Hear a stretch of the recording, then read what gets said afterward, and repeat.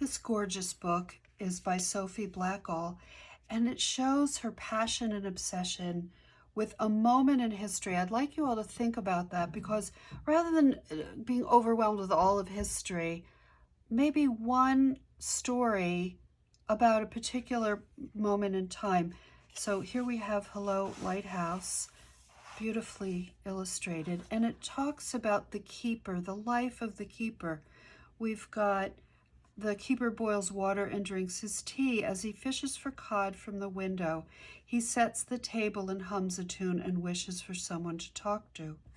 Every few days he writes her a letter and throws it into the waves. He tends the light and writes in the logbook and waits for her reply. So beautifully done. And it's all about his life as the keeper. And then over time, he's not needed because they then have electricity. They don't need the keeper to light the lamp with gas, the gas lamp. And it tells about some backstory about her obsession with lighthouses. So think about if you're passionate about something, if there's something that you are really crazy about. The next topic is activism, which is such a cool and contemporary theme. Here you have this wonderful character. This is part of a fabulous series by the team of Andrea Beatty and David Roberts.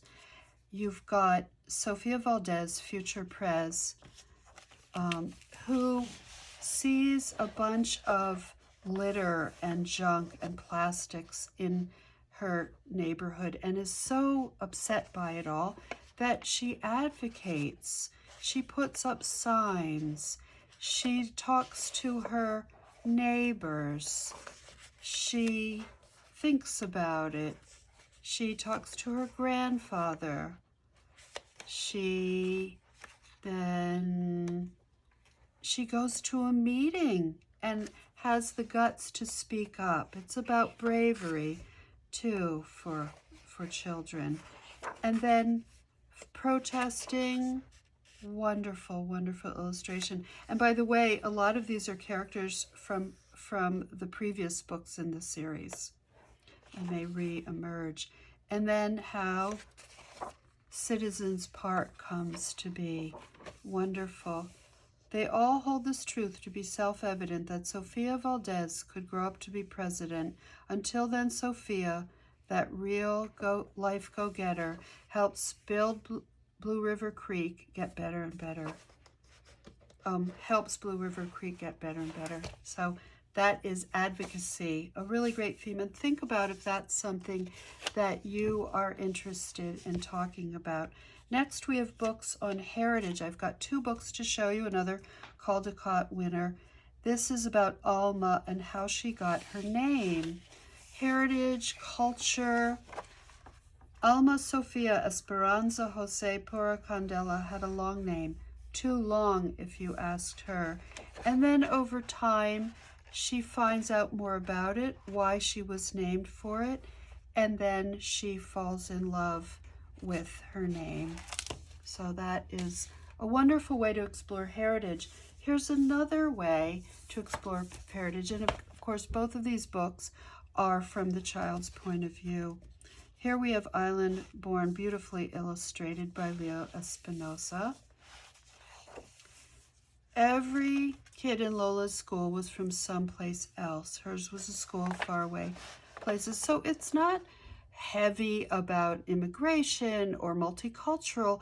It's very personal, very first person about the child and where she is from, where Lola is from.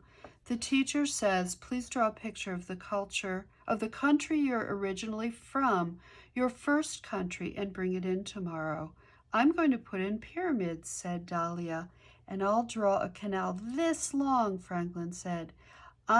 There's going to be a mongoose in mine, Nelson yelled.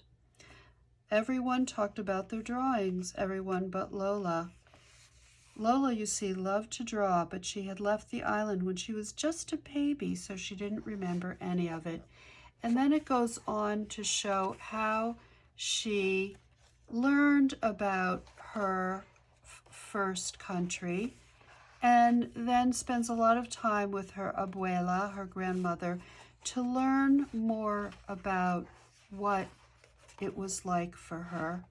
It's a wonderful story, incredibly beautifully illustrated. So that is about heritage. And if you have a heritage that you're fond of and love, you can think about writing a little story about it. Biography is a great way to write a story.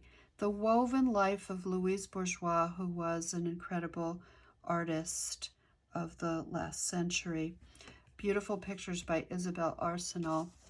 So a biography is great if you like to research and dig deep and want to tell the story to inspire the child about a person that you admire. Make it someone you're obsessed with, someone you love, someone you want to tell the world about, and maybe it comes from a unique perspective. So that's biography. Next we have Being a Parent. This book is fabulous, illustrated by Isabel Arsenal again. So think of if you are a parent or an aunt or uncle, what stories do you have, and what makes you special and unique? What I love about this book, well, you'll see. Why is the ocean blue? Why is the ocean blue? The child asks. Here's the dad. And I like how the dad is putting down the child, not always the mother. It's a nice way. So why is the ocean blue? And the dad says, every night when you go to sleep, the fish take out guitars. They sing sad songs and cry blue tears. So it's not even true. It's not even what really happens. Then the child asks, see, trying to delay things, what is the rain? What do you think the answer is? The tears of flying fish. So it's all fakakta, not real answers to these great questions. What a really fun way to talk about sleep, going to bed. Next and last, I've got two books that are about language. Actually about words themselves. This is a fantastic book illustrated by Eric Comstock, written by Judy Sierra. And here we have the Great Dictionary Caper. I love this book. So this is about contractions. He couldn't, she won't, isn't, we didn't, don't, I can't. And what these are is every single letter is a personality, is anthropomorphized as a character. It's great.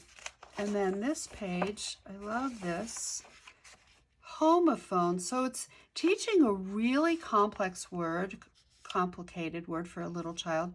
Homophones, tango 2 by 2. So here's I and I. Homophones are words that sound the same but are different. So I. How great. Nose, nose, one. A really great way if you're obsessed with language, if you're obsessed with words, put that on paper and let's see you write a book in that way about that. Last but not least, this is by my artist Sin Ping Pan, illustrated by Sin Ping Pan and written by Susan and James Patterson, part of a series. Sin Ping has illustrated a number of these best-selling books, and for good reason. Both the text and the illustrations are great. Ailurophile are folks who adore all kinds of cats and kittens. How furry sweet. And you see, even on the laptop, there's a cat. So it's basically just definitions of words, but written in a way that's easy for the child to understand. Bioluminescent creatures have special bodies that light up in the dark. A wonderful book. It's from A to Z about all the different words, great words, and what they mean. Fantastic. I hope you enjoyed this, and I hope it gives you ideas for some of the books that you could write in different formats.